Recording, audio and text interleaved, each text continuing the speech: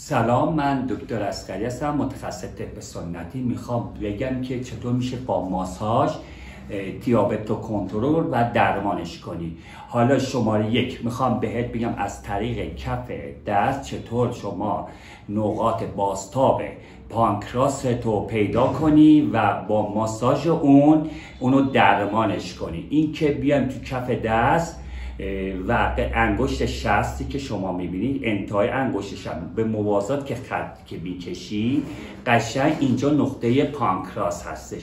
شما از سمت مچ دست اول که روغن زیتون میزنی ناحیه کف دست تو و 4 تا 5 دقیقه میشینی قشنگ این نقاط رو از مچ کف دست به سمت پایین ماساژ میدی. به این صورت به راحتی میبینی که چطور قندت داره کنترل و درمان میشه.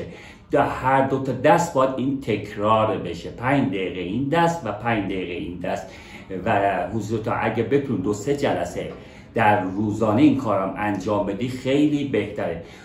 این که بیان بازتابش تو ناحیه گوش، شما یه برجستگی تو ناحیه گوش تو اینجا میبینی، بالای برجستگی اینجا یه فرو رفتگی وجود داره. حالا شما این قسمت هم با روغن زیتون میتونی اینجا رو فشار بدی، 2-3 دقیقه قشنگ نگه داری و همچنین حرکت گردشی هم انجام بدی.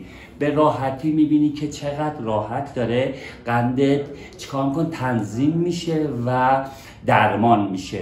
اگه هم سوالی داشتید میتونید در کامنت واسه من پیام بذارید، من در اسرع و پاسخگوی شما هستم.